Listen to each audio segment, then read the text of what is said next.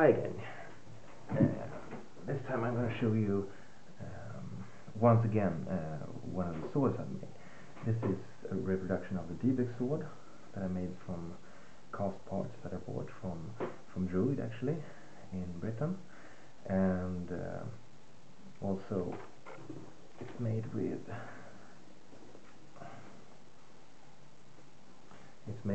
a Hanway Tinkerline blade. I don't know if you can see it, the entire blade here. Try to show it. This is a sharp blade. It's meant for tatami cutting and also possibly some armor testing and things like that, but mostly this is just because I wanted a really neat looking sword. This is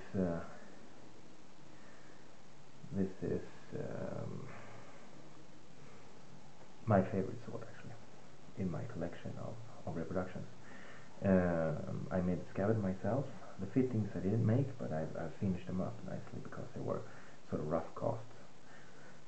And as you can see, this is a typical Viking style broad blade. It's what you call an oak shot type X, actually. See here, with broad folder going all the way to the tip like this. It's got a distal taper, which means that the blade becomes thinner toward the point, and it's also got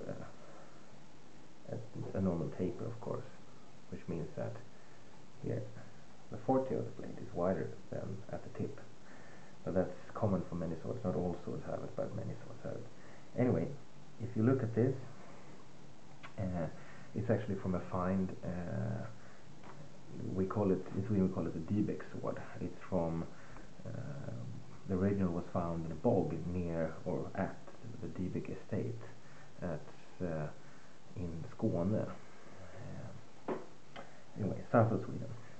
Anyway, it was found about the turn of the last century. I think it was, off the top of my head, I'd say it was 1896, 1898, something like that. Anyway, and it had been privately owned for quite a while, and then in the 60s, I think, if I remember correctly, it was actually given back again to the state, or given back, given to the state. The proper thing to do in Sweden is actually, when you find especially gold, because this was gilded silver, actually, so it wasn't certain laws where you had to give it to the state. Actually, the local church office usually got the finds that you found back in those days. But this was given to what we call in Sweden depth.MOV, which actually the state institution that keeps and preserves artifacts in Sweden. Anyway, they're working very closely to the State Museum in central Stockholm, where it now resides, the original of this one. The blade of the original is sort of rusted away a lot.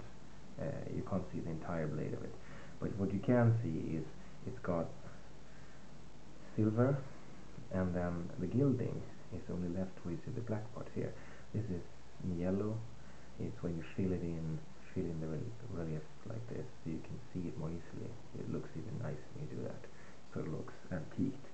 And that's what the original had, and on the original it had gilding on top of the silver fittings, silver hilt pieces, and then gold thread here, where I have actually copper thread that's silver covered. So this should be gold, actually. And this, the way it looks now in the museum, it only has the gilding left, you know, in the recesses on these pieces, and everything else silver. So it's like inverted when you look at the picture. Some of these pictures show this back piece the other way around, because when the museum got it, it had been taken apart, which meant that the loops here, there was kind of a spaghetti-like thing, and this part was missing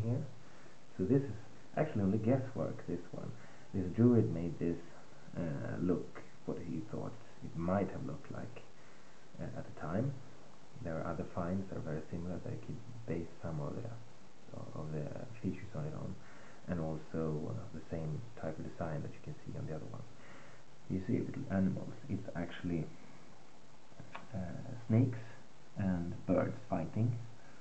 Actually, the snakes seem to be winning here, and on this one, the snakes and the birds. Well, the snakes are eating each other and also entangling the birds here, as you can see, and biting the birds in the neck and everything. And you've got palm leaves, two big heads here of some kind. This is actually sort of the imagined part, this one.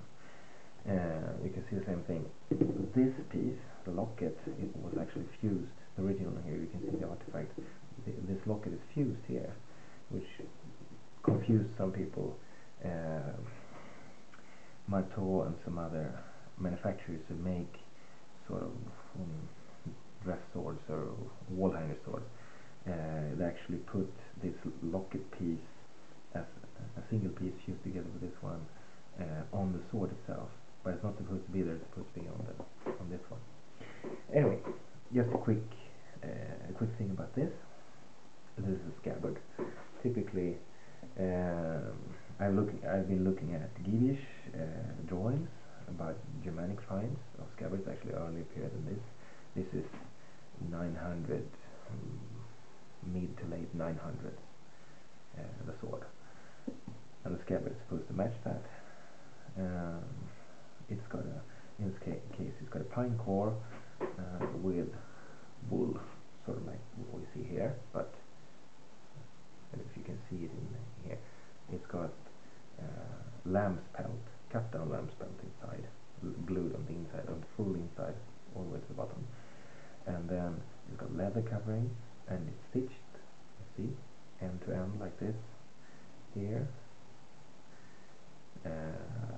This is actually the first scabbard I made, which means it's a little irregular like this, but it hopefully adds to the charm. But it looks a lot better on the later ones I made after that. Yeah, what more to tell you about this? The scabbard became quite heavy. I made a scabbard here that's cut out like a square, and since then I made more lens-shaped cutouts in later scabbards I made, and that makes the blade fit more easily.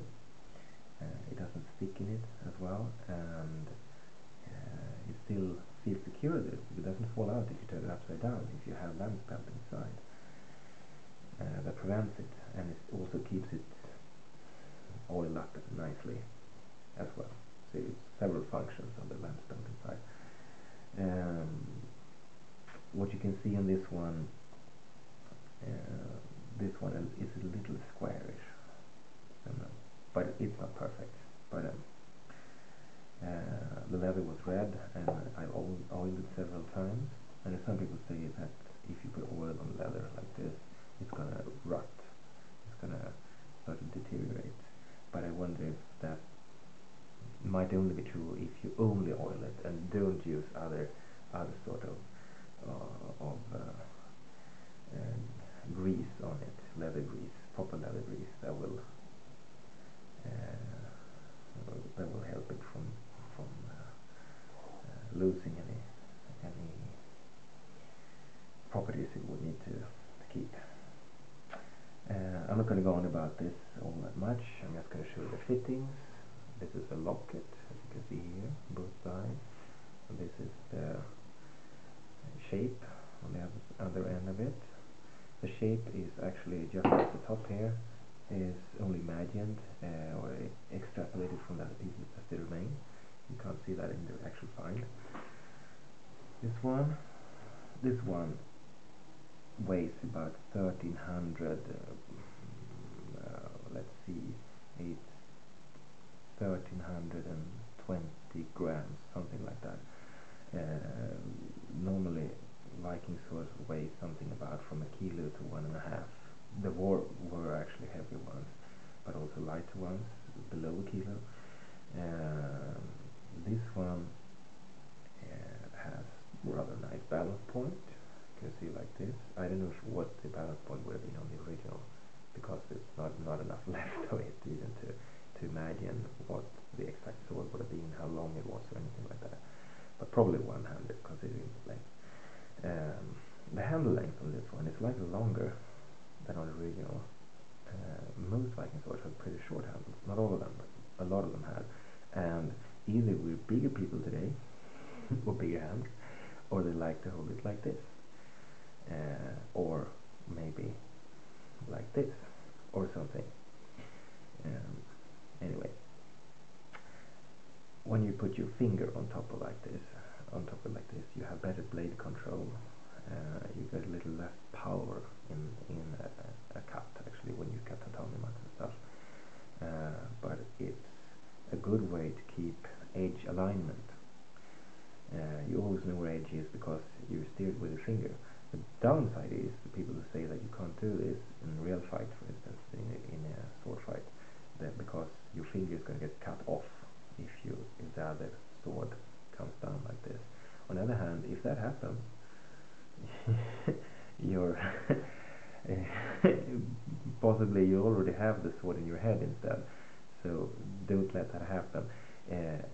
Sword to sword contact should be conducted in other